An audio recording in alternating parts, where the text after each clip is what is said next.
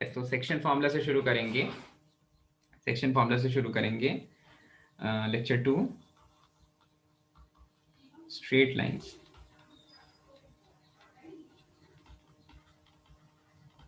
Okay, एक second में अपना कॉपी लेके आता हूँ। ओके, अच्छा भाई, तो सेक्शन फॉर्मूला की बात करते हैं। अच्छा भैया, सेक्शन फॉर्मूले में फिर से वही कहानी कि मैंने लिए 2 पॉइंट्स, ठीक है।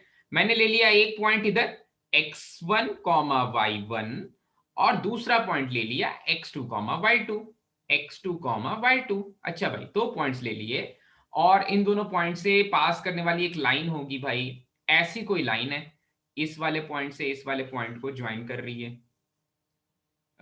थोड़ा सा ठीक से ज्वाइन कर रही है, हाँ, इस वाले पॉइंट से इस वाले पॉइंट को ज्वाइन कर रही है। अच्छा, और बीच में एक ऐसा पॉइंट आता है, इनके बीच में ध्यान देना भाई, इनके बीच में, ठीक है, इनके बीच में एक ऐसा पॉइंट आता है जो वेरिएबल पॉइंट है। अभी के लिए मुझे उस पॉइंट के बारे में कुछ नहीं पता, ठीक है आयुष, अभी के लिए उस पॉइंट के बारे में कुछ नहीं पता, पर वो m/n के रेशियो में डिवाइड कर रहा है इस लाइन को, ठीक है। तो आप फिर से वही कहानी निकालोगे भाई, आप बोलोगे सर यहां पर जो x1 है वो ये वाला डिस्टेंस है, ये वाला डिस्टेंस है मेरा x1, ये वाला डिस्टेंस है मेरा x1, ओके। x2 जो है वो ओरिजिन से लेकर के वो जो पॉइंट दूसरा वाला है उसका डिस्टेंस है, ये वाला डिस्टेंस है x2।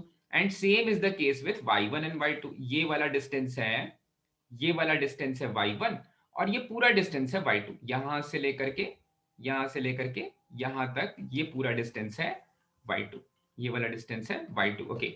मैं पॉइंट्स के नाम दे देता हूं, पॉइंट्स के नाम दे दिए मैंने भाई a और b, पॉइंट्स के नाम दे दिए मैंने a और b, ठीक है। अच्छा, अब देखो तो यहां पर अगर मैं एक ट्राइंगल जैसा फिगर क्रिएट करूं, ये देखो ऐसा, ऐसा और ऐसा, ऐसा और ऐसा, ठीक है। इसको भी एक्स एक्सिस के पैरेलल एक और लाइन ड्रॉ की, ये भी एक्स एक्सिस के पैरेलल एक लाइन ड्रॉ की और ये वाई एक्सिस के पैरेलल एक लाइन ड्रॉ कर दी, ठीक है। तो अगर आपसे मैं पूछूं कि जिस पॉइंट को मैं एक्स वाई ले रहा हूं उसका नाम अगर मैं पी दे दे रहा हूं, ये वाला distance A B C D, इन दोनों को सी और डी ले लेते हैं, ठीक है। तो मैं आपसे पूछूं कि व्हाट इज पीसी, पीसी मतलब क्या होता है भाई, पीसी यहां पर क्या हो जाएगा, पीसी का तो डिस्टेंस यहां से निकालना मुश्किल लग रहा है। नहीं, x2 - x1 will be AD, x2 - x1 will be AD, ये वाला डिस्टेंस होगा ना भाई, यहां से लेकर x2 के - x होगा। हाँ, x2 - x हो सकता है पीसी भाई, x2 - x। अच्छा, ठीक है, पीसी होने वाला है x2 - x, ठीक है। अब मैं रेशियोज निकालने की कोशिश करता हूं, अगर ये x इनको m/n के रेशियो में डिवाइड कर रहा है तो फिर ये दोनों ट्राइंगल्स क्या आपको सिमिलर जैसे लगते हैं, triangle P B C similar होगा क्या ट्राइंगल ए बी डी के, ट्राइंगल ए बी डी के, ठीक है। करस्पॉन्डिंग एंगल्स देख लो भाई, 90 डिग्री एक और एक एंगल बराबर है, तो एक सिमिलैरिटी से सारे के सारे सिमिलर हो जाएंगे या सारे के सारे एक जैसे दिखने लग जाएंगे, तो ट्राइंगल्स को छोटा करके दूसरे के ऊपर ओवरलैप कराया जा सकता है, वही तो सिमिलैरिटी की मीनिंग होती है, ठीक है।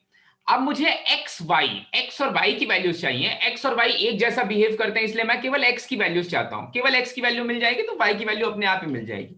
अच्छा भाई, एक्स की वैल्यू चाहिए और एम और एन के टर्म्स में चाहिए, तो मुझे पता है कि अभी के लिए मुझे एपी अपॉन पीबी की वैल्यू पता है, एपी अपॉन पीबी की वैल्यू है, एपी अपॉन पीबी की वैल्यू है, एपी अपॉन पीबी की वैल्यू है m/n, ठीक है। अब मैं क्या कोई और रेशियो इस तरह से लिख सकता हूं क्या, कोई और ऐसा रेशियो आपको दिख रहा है क्या जो इसी फॉर्म का दिखेगा, कोई और ऐसा रेशियो जो इसी फॉर्म का दिखेगा, PC upon AD। अगर मुझे x के टर्म्स में बात करनी है तो चलो ठीक है, बीसी अपॉन बी डी, ऐसा ही रेशियो होगा क्या भाई, sir CD। BC upon C D, okay. हाँ ठीक है, ये कौन सा, हाँ हाँ हाँ बोलो बेटा। ओके ठीक है, थोड़ा मुश्किल क्वेश्चन है, 10th में बेसिक प्रोपोर्शनैलिटी। देखो जब मैं बोल रहा हूं तो आप बोलने लग जा रहे हो, ऐसा ऐसा एक दूसरे का ओवरलैप हो जा रहा है, ठीक है, रेजोनेंस होने लग जा रहा है, पर ये रेजोनेंस तो है नहीं, ठीक है, तो सिनर्जी है। तो फिर थोड़ा सा दिमाग लगाना पड़ेगा, मुश्किल तो है, पर ये रेशियो हम निकाल सकते हैं, हम बता सकते हैं ये रेशियो क्या आने वाला है। m अपॉन n का जो रेशियो दिख रहा है यहाँ पर, एपी अपॉन पीबी का या बीपी का, वो किसी और चीज का भी रेशियो है, वो है, अगर x के टर्म्स में बात करें तो वो रेशियो पता नहीं क्या होगा। y के टर्म्स में आपको दिख रहा है क्या? y के टर्म्स में तो किसी किसी को साफ साफ दिखने लग जा रहा होगा, y के टर्म्स में क्या है वो ratio? y2 minus y upon okay, आप मुझे वो साइड्स के रेशियो बताओ, आप y2 माइनस y मत निकालो, आप साइड्स के रेशियो बताओ। BC upon CD। BC upon CD। अरे यार हाँ मैं बोल तो बेटा, हाँ बाकी सब रुक जाओ, मेरे को बोलने दो, मैं बोल तो CD upon BC। CD upon BC, CD upon BC, चलो ठीक है, वेरी गुड, बहुत अच्छा, एक्सीलेंट, ठीक है। कोई ऐसा है क्या जिसको इसमें कोई डाउट है, ये CD अपॉन BC कैसे हो गया? ये तो नहीं होना चाहिए था, कि हो सकता है ये। अच्छा ये कौन सा थ्योरम अनीशा, ये हमने कब पढ़ा था, ये कौन सी चीज है? प्रोपोर्शनैलिटी थ्योरम है, ठीक है। अब मुझे चाहिए CD की वैल्यू और BC की वैल्यू, ठीक है। तो BC आपको साफ साफ दिख रहा है, सबसे मैक्सिमम हाइट जो है BCD वाली लाइन को देखो, सबसे मैक्सिमम हाइट है y2, ठीक है। तो BC निकालने के लिए मुझे करना पड़ेगा y2 माइनस y, BC निकालने के लिए मुझे करना पड़ेगा y2 माइनस y। अच्छा भाई y के टर्म्स में बात कर लेते हैं, सो m अपॉन n बराबर होने वाला है, किसके बराबर होने वाला है? CD अपॉन BC के बराबर होने वाला है। अच्छा CD पहले है, CD ऊपर आ रहा है, CD के लिए देखो तो CD के लिए मुझे पहले y और नीचे में जो पॉइंट D है उसका डिस्टेंस है y1, तो CD क्या हो जाएगा भाई? y minus y1। एक बार देख लो भाई, कोई शक और संदेह है क्या आपको? अगर नहीं है तो आगे बढ़ते हैं, y माइनस y1। अच्छा उसके बाद अगर मैं बात करूं BC की, तो BC हो जाएगा y2 minus BC maximum height minus C वाला पॉइंट देखो तो जहां पर है उसका y कोऑर्डिनेट क्या है? C वाले पॉइंट का y कोऑर्डिनेट है y, तो ये हो जाएगा y2 माइनस y। इसमें कोई डाउट है क्या किसी को? अब चमक गया, देख लो भाई एक बार साफ साफ, जैसा x बिहेव करेगा वैसा ही y बिहेव करने वाला है, क्योंकि आपको आसानी से y के कोऑर्डिनेट्स दिख रहे हैं, इसलिए हम y के टर्म्स में बात कर रहे हैं, वैसे x के टर्म्स में भी लिख सकते थे, कोई इतना चमक जाता वहां पर भी, इतना मुश्किल नहीं होता, ठीक है। तो कोई ऐसा है क्या जिसको ये वाली चीज नहीं आई भाई? इसका नाम ही है बेसिक प्रोपोर्शनैलिटी थ्योरम, ठीक है, बेसिक प्रोपोर्शनैलिटी थ्योरम, ऐसा इसका नाम दिया गया है। तो आपको समझ में आ रहा होगा कि क्यों इसका नाम दिया गया है। स्वामिनी तुझे कोई डाउट है क्या इसमें? No sir. नहीं डाउट है, ठीक है ठीक है। ऐसा कोई और भी थ्योरम पढ़ा था क्या हमने बचपन में? मिड पॉइंट थ्योरम में मिड पॉइंट हो जाते थे, ठीक है ठीक है। अच्छा अब मुझे कोई बोले कि इसमें y की वैल्यू बताओ, तो y की वैल्यू के लिए मुझे क्या करना पड़ेगा? क्रॉस मल्टीप्लाई करना पड़ेगा। अच्छा क्रॉस मल्टीप्लाई कर, अच्छा सुज्ञान अगर क्रॉस मल्टीप्लाई कर रहे हैं तो यहाँ पर क्रॉस मल्टीप्लीकेशन सिंपली कर सकते हैं क्या, ये कुछ पॉजिटिव रखना पड़ेगा अपने डिनोमिनेटर को? नहीं सर, कर सकते हैं, क्योंकि ये तो इक्वालिटी है, इनइक्वालिटी थोड़ी ना है, ठीक है। तो यहां पर आ जाएगा m times of y2 minus y is n times of y minus y1। मुझे y की वैल्यू चाहिए, बाकी सभी को एक तरफ और y की वैल्यू को एक तरफ रखना है, ठीक है। सो इधर है my2 minus my is equals to ny minus ny1, और y को एक तरफ रखना है तो आप लिखोगे my2 plus ny1 is m plus n times of y, ठीक है। तो यहां से आपको मिल जाएगा y is equals to my2 plus ny1 divided by m plus n, ठीक है, क्लियर है। और जैसे अभी हमने y के लिए कोऑर्डिनेट्स फाइंड किए, वैसे ही x के लिए कोऑर्डिनेट्स हो जाएंगे mx2 plus nx1 divided by m plus n। अब इसकी ट्रिक क्या है भाई? आपको पता होगी इसकी ट्रिक, इजी सी चीज है भाई। आप अगर अपने पॉइंट्स को कुछ ऐसा रखते हो x1 y1 और x2 y2 और x2 y2, तो फिर इनको, इन पॉइंट्स को जो लाइन ज्वाइन करने, लाइन सेगमेंट जो बन रहा है, अगर वो डिवाइड हो रहा है इन द रेशियो m/n, और ये वाला x और y पॉइंट आपको निकालना है, तो आपको इस m को मल्टीप्लाई करना पड़ेगा इस x2 से, और इस n को मल्टीप्लाई करने का पड़ेगा इस x1 से। और डिवीजन में हमेशा अगर इंटरनल बाइसेक्टर है, सॉरी इंटरनल डिवीजन है, तो m+n आने वाला है। ठीक है, क्लियर है भाई? Same is the case with y also. ये तो पता ही था हमें, ये तो चीज पता ही थी। अच्छा भाई, अब कभी कभी ऐसा होता है कि आपको पॉइंट भी नहीं पता होता है और आपको रेशियो भी नहीं पता होता, या पॉइंट में से कोई एक चीज पता होती है, आपको रेशियोज नहीं पता होते। ठीक है, तो आपको यहां पर जो नंबर ऑफ इक्वेशंस मिल रहे हैं, जो टोटल नंबर ऑफ इक्वेशंस मिल रहे हैं, वो केवल 2 इक्वेशन मिल रहे हैं। ठीक है, केवल 2 इक्वेशन मिल रहे हैं, एक y के लिए इक्वेशन मिल रहा है, एक x के लिए इक्वेशन मिल रहा है। ठीक है, और अगर आप वेरिएबल्स ध्यान दोगे तो वेरिएबल्स हैं m, n और एक्स वाई, 4 वेरिएबल्स हैं। ठीक है, m, n और x, y। ठीक है, अच्छा भाई, 4 वेरिएबल्स हैं, और कभी कभी ऐसा होता है ना कि 4 वेरिएबल्स 2 इक्वेशंस में एडजस्ट नहीं हो पाते, तो हम instead of taking the ratio as m/n, कभी कभी रेशियो किस फॉर्म में ले लेते हैं? λ/1 के फॉर्म में ले लेते हैं। ठीक है, λ/1 के फॉर्म में ले लेते हैं। तो ये वाला फॉर्म भी रेशियो का लेना, इससे क्या होता है कि आप एक एक्स्ट्रा वेरिएबल, जो m और n अलग अलग वेरिएबल्स आ रहे हैं, उनको आपने सिंगल वेरिएबल के फॉर्म में, आपने लैम्डा को ले लिया m/n, तो दूसरे वाले रेशियो के लिए 1 लिखना पड़ा भाई। अरे भैया, अगर 3:4 का रेशियो है, तो दिस इज सेम एज ना 3/4:1 का रेशियो। ठीक है, तो चीज सेम ही है, 3/4:1 का रेशियो। तो ये वाली चीज कभी कभी करनी पड़ती है, जिससे नंबर ऑफ वेरिएबल्स कम हो जाए, नंबर ऑफ वेरिएबल्स कम हो जाए मेरे इक्वेशन में। ठीक है, तो इसके लिए भी आप बिल्कुल सेम लिख सकते हो, ये m की जगह पर आप लैम्डा रिप्लेस कर सकते हो, n की जगह पर 1 रिप्लेस कर सकते हो, एक वेरिएबल कम हो जाएगा आपका। ठीक है, फाइन। अब देखो, यहीं से आगे बढ़ते हैं, यहां से आगे बढ़ते हैं, और अभी अभी हालांकि मैंने स्ट्रेट लाइन नहीं बताई है आपको, पर फिर भी ये रेशियो के बारे में बात कर रहे हैं, तो इस चीज के बारे में तो बात करना ही पड़ेगा। किस चीज के बारे में बात करना पड़ेगा भाई? अगर मेरे पास 2 पॉइंट्स हैं जिनसे एक लाइन सेगमेंट, और इंडीड एक लाइन पास हो रही है, x1 y1 और x2 y2, ऐसा ऐसा कुछ हो रहा है, और इन दोनों को ज्वाइन करने वाली एक लाइन है, सॉरी, इन दोनों को ज्वाइन करने वाला एक लाइन सेगमेंट है, और इसको इंडेफिनेटली दोनों तरफ एक्सटेंड कर देंगे तो एक लाइन बन जाएगी। ठीक है, अब एक लाइन कहीं और से आती है, काट देती है भाई इनको, काट देती है, नेक्स्ट वाली लाइन आई और इस लाइन ने इनको कट कर दिया। ठीक है, इस लाइन ने इनको कट कर दिया। ठीक है, अब नई वाली लाइन का जो इक्वेशन है, नई वाली लाइन का जो इक्वेशन है, वो कुछ ऐसा है, ax plus by plus c is equal to 0। नई वाली लाइन का इक्वेशन ऐसा है। ठीक है,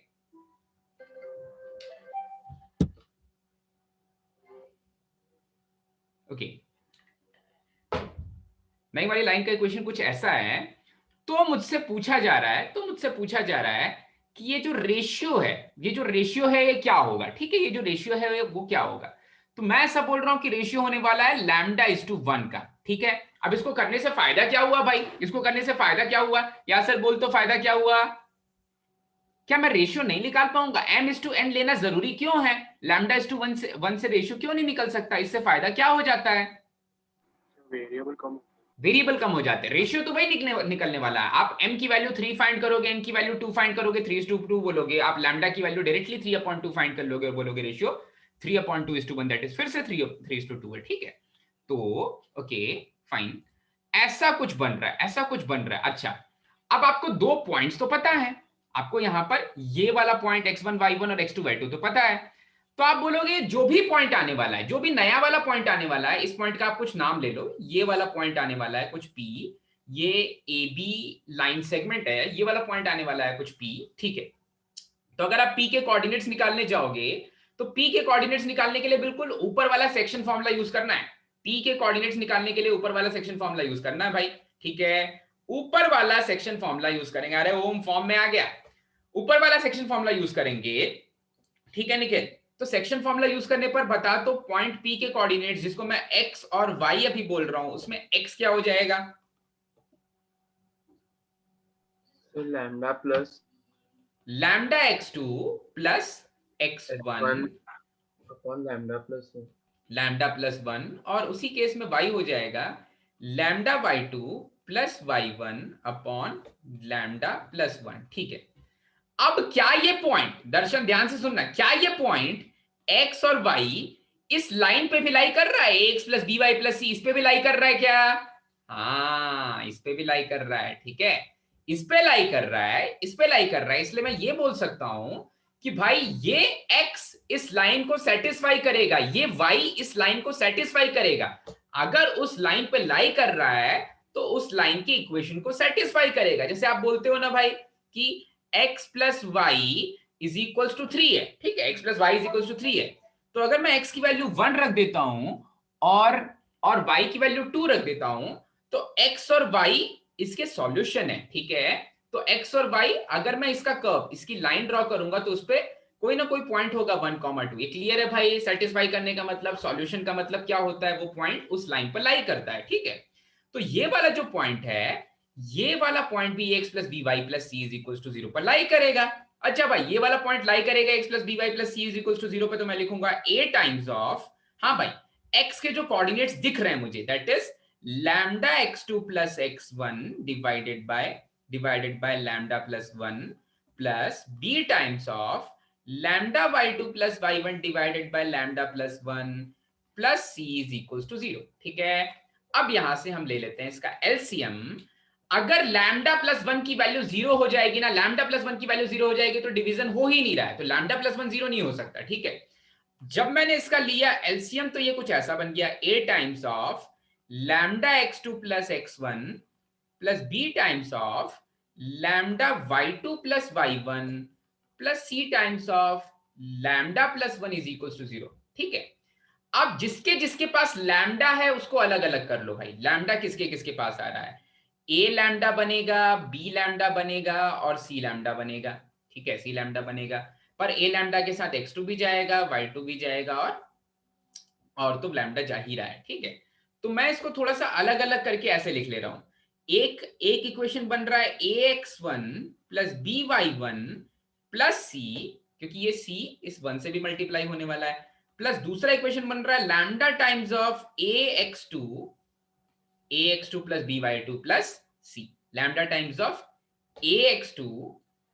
ax2 plus by2 plus c is equal to 0। ठीक है, अगर आप लैम्डा की वैल्यू केवल निकालना चाहोगे यहां से, तो लैम्डा की वैल्यू आपकी ये आ जाएगी, माइनस ऑफ, ट्रांसफर कर दो आरएचएस में, minus of ax1 plus by1 plus c divided by ax2 plus by2 plus c। ठीक है, अब इसका मतलब क्या हुआ, अगर मुझे उस लैम्डा की वैल्यू निकालनी है तो मैं उस लाइन के इक्वेशन में x1 और y1 पॉइंट रख दूं और उसी लाइन के इक्वेशन में x2 और y2 पॉइंट रख दूं और उसको नेगेटिव से मल्टीप्लाई कर दूं, तो मुझे लैम्डा की वैल्यू मिल जाएगा और मुझे वो रेशियो मिल जाएगा जिस रेशियो में ये वाली लाइन डिवाइड कर रही है इस लाइन सेगमेंट x2, y2 और x1, y1 को ज्वाइन करने वाली लाइन। ठीक है, तो काफी इजी है भाई, काफी इजी है। आई होप आपको समझ में आ गया होगा, आई होप आपको समझ में आ गया होगा। और इसके बाद हम एक क्वेश्चन करते हैं, थोड़ा सा एक्सटेंशन है इस चीज में। ठीक है, तो अभी जो हमने ऊपर पढ़ा that is internal division, that is section formula का इंटरनल डिवीजन। ठीक है, अब अगर एक्सटर्नली डिवाइड करने लग जाए सेक्शन फॉर्मूला, लेकिन इसका internal division,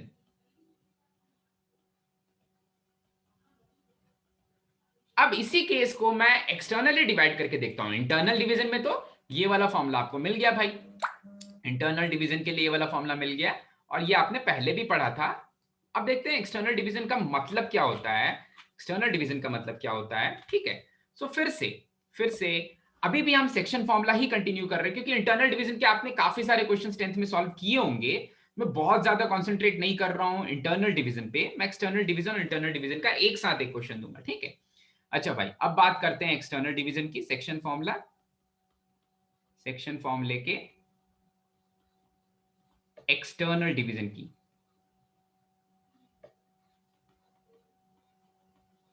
okay, section formula का एक्सटर्नल डिवीजन, फाइन। तो फिर से कोऑर्डिनेट एक्सिस पे 2 पॉइंट्स हैं, कोऑर्डिनेट एक्सिस है मेरा और इस पे 2 पॉइंट्स ले लेते हैं। एक पॉइंट ले लेते हैं, एक पॉइंट ले लेते हैं, कोई पॉइंट है x1, y1 जिसका हम नाम दे दे रहे हैं a, और कोई दूसरा पॉइंट है x2, y2 जिसका हम कोई नाम दे दे रहे हैं पॉइंट b। ठीक है, और एक लाइन फिर से इन दोनों को ज्वाइन कर रही है, एक लाइन फिर से इन दोनों को ज्वाइन कर रही है। पर अब क्योंकि जो पॉइंट है वो एक्सटर्नली इन्हें डिवाइड करने वाला है, ठीक है, तो मैं क्या करूंगा कि थोड़ा सा और बड़ा ले लेता हूं कोऑर्डिनेट एक्सिस, इसको थोड़ा सा और एक्सटेंड कर देते हैं और इसको भी थोड़ा सा और एक्सटेंड कर देते हैं, इसको भी थोड़ा सा और एक्सटेंड कर देते हैं। अब देखो एक पॉइंट है ऐसा, एक पॉइंट है ऐसा जो इस लाइन पर तो लाई कर रहा है पर बाहर जाके लाई कर रहा है, बाहर जाके लाई कर रहा है। ठीक है, यहां पर कोई पॉइंट है, यहां पर कोई पॉइंट है x, y, x, y, A B ये है, और इस पॉइंट का नाम मान लेते हैं अभी के लिए p है, सॉरी इस पॉइंट का नाम मान लेते हैं p है। तो जब मैंने इसको एक्सटर्नली एक्सटेंड कर दिया, जब मैंने इसको एक्सटेंड कर दिया काफी दूर तक, तो अब बोलेंगे कि P divides AB in the ratio, P divides AB in the ratio, P divides AB in the ratio, कोई भी अपने मन से रेशियो ले लो। यहां पर फिर से क्योंकि m/n के फॉर्म में बात की थी तो अभी भी m/n के फॉर्म में बात करते हैं। ठीक है, P divides AB इन दी रेशियो, यहां पर लिखेंगे तो फिर हम स्केच नहीं ड्रॉ कर पाएंगे, तो नीचे लिख लेते हैं। ठीक है, यहां पर लिख लेते हैं, okay, P divides AB in the ratio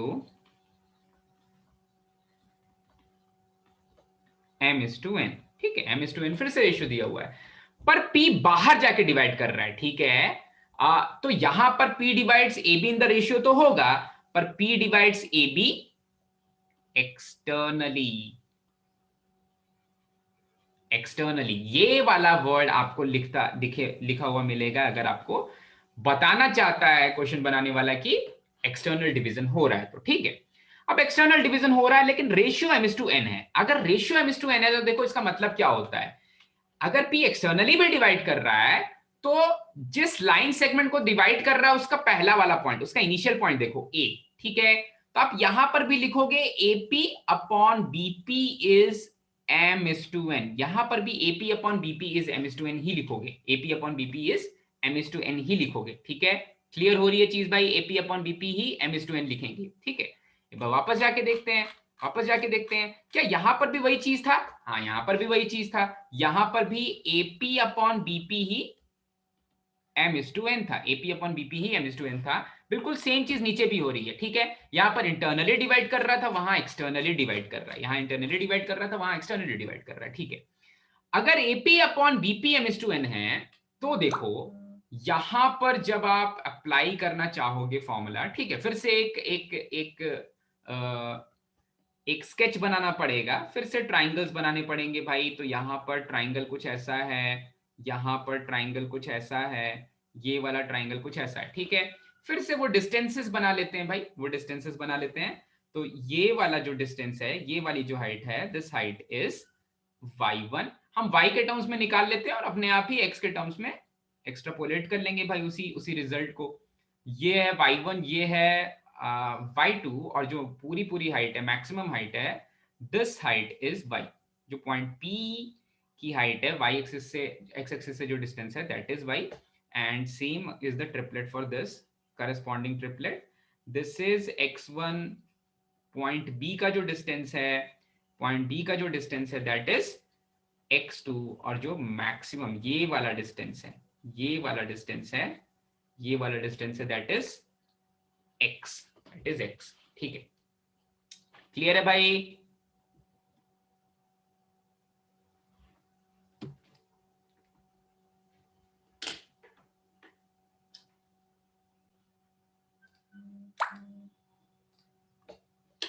okay, clear है, ये चीज तो क्लियर ही होगी आपको। अब यहां पर भी, हाँ, ये चीज तो क्लियर ही होगी आपको। अब यहां पर भी फिर से वही सेम फॉर्मूला अप्लाई करना है, बिल्कुल वही सेम फॉर्मूला अप्लाई करना है। ठीक है, वही सेम फॉर्मूला अप्लाई करेंगे, कोई बात नहीं। अच्छा, तो दो दो केसेस बन सकते हैं। मेरी आवाज आ रही है?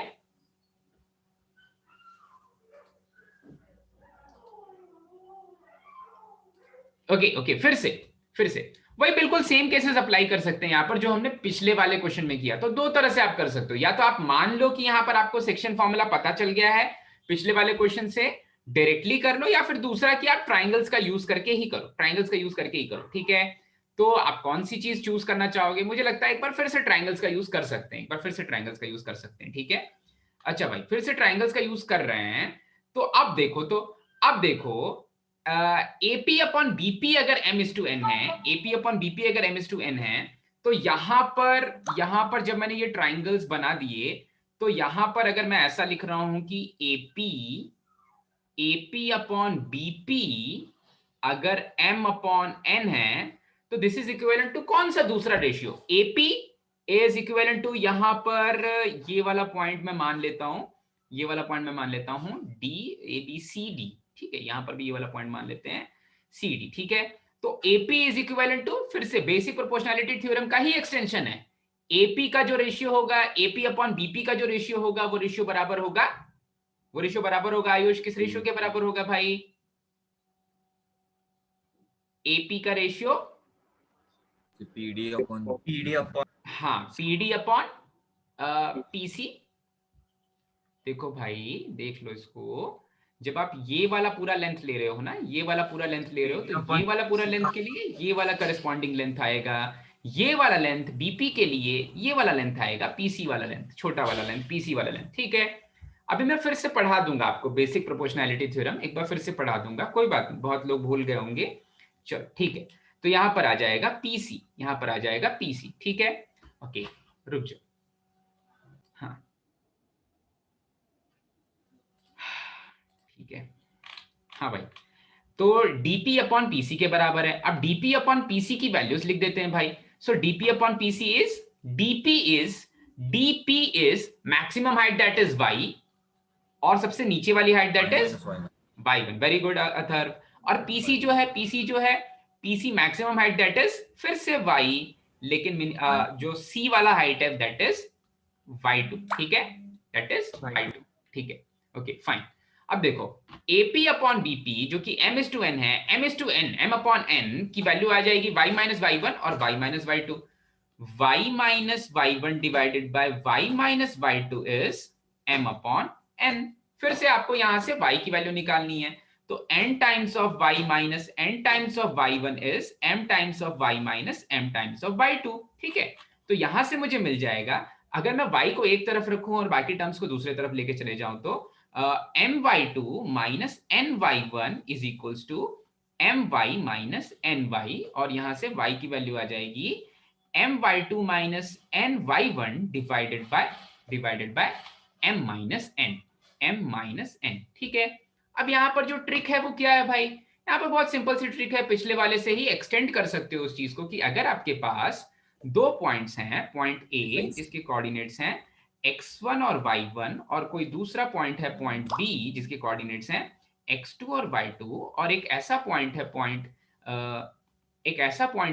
p xy जो इनको एक्सटर्नली डिवाइड कर रहा है, इस लाइन सेगमेंट को एक्सटर्नली डिवाइड कर रहा है in the ratio m is to n।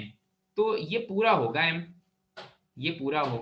AP का पूरा m times of some constant k होगा, और BP के लिए ये वाला रेशियो होगा n। ठीक है, तो आपको क्या करना है भाई? आपको कुछ नहीं करना है, ये p पॉइंट निकालना है। p पॉइंट निकालने के लिए आपको क्या करना है कि जो पुराने वाला इक्वेशन था, जो पुराना वाला फॉर्मूला था, उसमें n की जगह पर n को रिप्लेस कर देना है माइनस ऑफ n से। ठीक है, अगर वो एक्सटर्नली डिवाइड करता है तो n को रिप्लेस कर देना है माइनस ऑफ n से। क्लियर हो गया भाई? केवल n को रिप्लेस किया माइनस ऑफ n से, तो सेम फॉर्मूला मिल जाएगा। अच्छा, तो जैसे y की ये वैल्यू आ जा रही है, वैसे ही x के लिए जो एक्सटर्नल डिवीजन होगा सेक्शन फॉर्मूला से, वो आ जाएगा mx2 minus nx1 divided by m minus n। ठीक है, वेरी गुड, बहुत अच्छे, बढ़ जाते हैं आगे भाई। ओके ठीक है, नेक्स्ट क्वेश्चन है, ये चीज क्लियर हो गई सभी को भाई? एक्सटर्नल डिवीजन में केवल n की जगह पर माइनस ऑफ n लिख देते हैं। कोई ऐसा जिसको ये चीज समझ में नहीं आई? चलो ठीक है, चलो एक्सटर्नल डिवीजन में माइनस ऑफ n लिख देते हैं n की जगह पर। अब देखते हैं क्वेश्चन। क्वेश्चन में क्वेश्चन में देखो इंटरनल डिवीजन की तो सारी चीजें आपको समझ में आती ही हैं, आप डायरेक्टली फॉर्मूला भी लगा सकते हो। एक्सटर्नल डिवीजन की बात करते हैं। एक्सटर्नल डिवीजन की बात करते हैं, मेरे पास एक लाइन सेगमेंट है,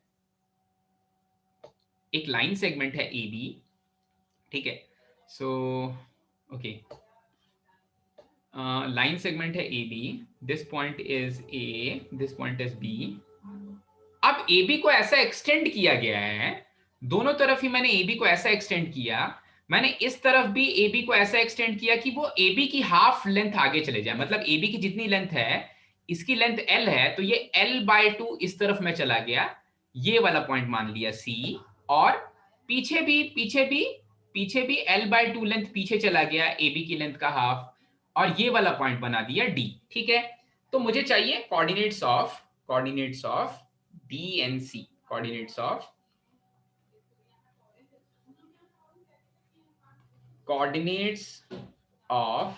डी एंड सी चाहिए। हाँ, ए बी के कोऑर्डिनेट्स गिवन है 6 और 3, और बी सी के कोऑर्डिनेट्स गिवन है -1 और -4, ठीक है, -1 और -4। Okay fine.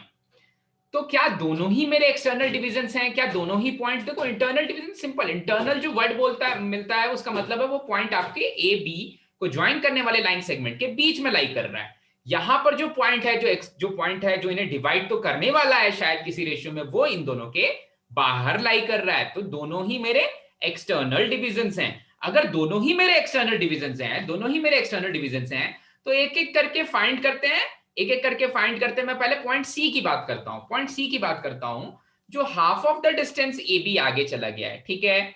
तो अभी आपको चेक करना है कि वो एक्सटर्नल डिवीजन है क्या, बाद में हम पॉइंट सी निकालेंगे। वो एक्सटर्नल डिवीजन, वो रेशियो निकालना है आपको, ठीक है। तो बताओ तो भाई, एक्सटर्नल डिवीजन के लिए अगर वो रेशियो m/n है, सॉल्यूशन देखते हैं इसका। हाँ, अगर वो रेशियो m/n है तो m/n किसके बराबर होगा यहां पर? AC अपॉन BC के बराबर होगा, ठीक है। AC क्या है भाई? 3L/2 है, BC क्या है? L/2 है। इसका मतलब वो रेशियो क्या है? 3:1 का रेशियो है, ठीक है, 3:1 का रेशियो है। पर वो जो 3:1 का रेशियो है वो एक्सटर्नल डिवीजन में आ रहा है, तो आप m की वैल्यू तो रखोगे 3, लेकिन n की वैल्यू रखोगे -1। तो C के पॉइंट्स निकाल लेते हैं भाई, अब देखो A के कोऑर्डिनेट्स हैं 6, 3 और -1, -4। A के कोऑर्डिनेट है 6, 3 और B का कोऑर्डिनेट है -1, -4, ठीक है। अब देखो अब जो रेशियो है वो है 3:-1 का, तो अब बीच में रख लिया मैंने, क्योंकि अब तो फॉर्मूला ही अप्लाई करना है, ठीक है। अब फॉर्मूला ही अप्लाई करना है, वो पॉइंट C निकाल लेते हैं, यहाँ पर। तो C पॉइंट निकालने के लिए फॉर्मूला हमें बताएगा Rn बोल तो बेटा, फॉर्मूला क्या हो जाएगा?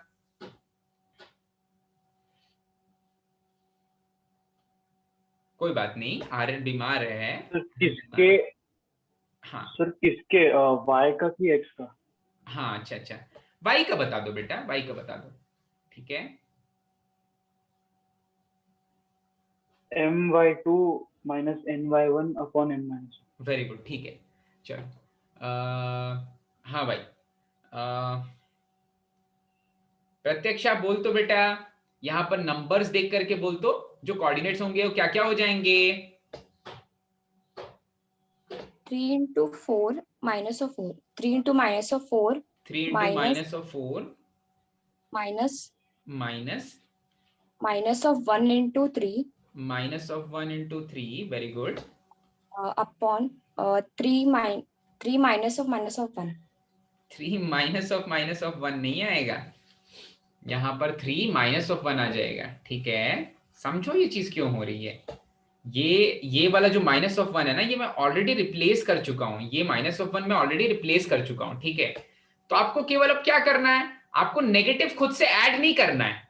जब आप n को पॉजिटिव लेते हो तब आप n की जगह पर -n रखते हो, पर जब आपने n की जगह पर -n रख दिया, इसका मतलब जिस पॉइंट P को आप एक्सटर्नली भेज रहे थे, अब वो पॉइंट P इंटरनल बन के आ चुका है अंदर। वो वाला पॉइंट P, जब आपने नेगेटिव साइन ले लिया तो वो बाहर था, अंदर आ गया। जब पॉजिटिव साइन था तो देखो P बाहर लिखा है मैंने, जब -n करते हो तो अपने आप अंदर आ जाता है। वो अपने आप अंदर आ जाता है, वो अपने आप अंदर। देखो तो यहाँ पर ए और बी के लिए मैंने सी को अंदर ले लिया है, सी को अंदर ले लिया मतलब मैंने ऑलरेडी माइनस से मल्टीप्लाई कर दिया है, तो फिर से मल्टीप्लाई नहीं करना है, फिर से मल्टीप्लाई नहीं करना है। -1 उसको दे दिया तो अब इंटरनल बन चुका है, अब डायरेक्टली फॉर्मूला अप्लाई कर देना है, ठीक है, डायरेक्टली फॉर्मूला अप्लाई कर देना है। सो 3 into -4 plus -1 into 3 divided by 3 plus -1, ठीक है, मैंने रिप्लेस कर दिया, -1 को रिप्लेस कर दिया, तो यहां से क्या आ जा रहा है भाई, यहां से आ जा रहा है -15 divided by 2, I guess -15 divided by 2 आ रहा है ना, 3 - 1 -15 डिवाइडेड बाय 2, फिर से चेक कर लूं क्या, पॉजिटिव में जाना चाहिए। मैंने किस रेशियो में डिवाइड करवाया है उन्हें, 3:1 के रेशियो में, 3:1 का रेशियो, 3:1 का रेशियो, ओके फाइन, ठीक है। एक्स के कोऑर्डिनेट्स निकालते हैं भाई, एक्स के कोऑर्डिनेट्स निकालते हैं, 3:1 आ गया, ठीक है। एक्स का कोऑर्डिनेट निकाले तो, एक्स का कोऑर्डिनेट निकाले तो वैसे ही लिखेंगे भाई, 3 into -1 प्लस -1 मैंने ऑलरेडी लिख लिया है, तो -1 into 6 डिवाइडेड बाय 3 प्लस -1 मैंने रिप्लेस करके लिखा, तो 3 प्लस -1। अच्छा, यहां से क्या मिल जा रहा है भाई, -9/2, -15/2 और -9/2, तो गड़बड़ है। अच्छा, वो नेगेटिव वाला पार्ट, अच्छा एक्चुअली ये असली स्केच नहीं है, वो पॉजिटिव से नीचे जाने वाला स्केच है, पर हाँ रफ स्केच बनाया है तो कोऑर्डिनेट्स तो सही मिले हैं, फाइन। तो ये तो बात हुई पॉइंट सी की बात हुई भाई, अभी तक तो पॉइंट सी की बात हुई। अच्छा, पॉइंट सी की बात हुई, इसके बाद पॉइंट डी की बात करते हैं, सॉरी ये बी है, पॉइंट सी की बात हुई, अब पॉइंट डी की बात करते हैं। तो ए बी को पॉइंट डी किस रेशियो में डिवाइड कर रहा है एक्सटर्नली, ए बी को पॉइंट डी किस रेशियो में डिवाइड कर रहा है, तो दैट विल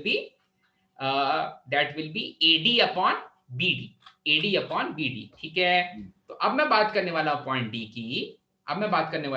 की, तो what is AD upon BD, देखो तो what is AD upon BD, AD है L/2 और बीडी है 3L/2, एडी है L/2 और बीडी है 3L/2, तो ये हो जाएगा 1/3, ये हो जाएगा 1/3। फिर से वही कहानी भाई, आपको पॉइंट ए पता है, आपको पॉइंट बी पता है, ए पॉइंट है 6,3, बी पॉइंट है -1, -4, ये मेरा पॉइंट ए है, ये मेरा पॉइंट बी है, पॉइंट ए और पॉइंट बी मुझे पता है, और जो डी पॉइंट है वो इनके बाहर लाई कर रहा था, तब रेशियो था 1:3। अगर उस पॉइंट डी को मैं अंदर ले आऊं तो रेशियो क्या बन जाएगा, 1:-3, 1:-3, ठीक है, 1 and -3 बन गया रेशियो, ठीक है, 1 and -3 बन गया रेशियो।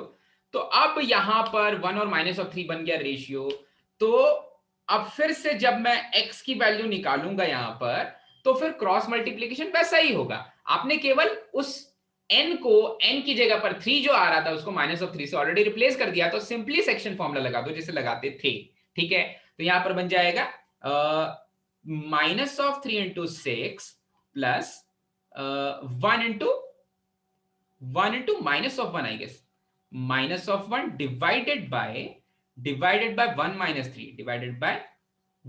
- 3, ओके। मैं फिर से चेक करता हूं, मैं x कोऑर्डिनेट निकाल रहा हूं ना, 1 into -1 और -3 into 6, ठीक है। और जब मैं y कोऑर्डिनेट की बात करूंगा, सो 1 into -4,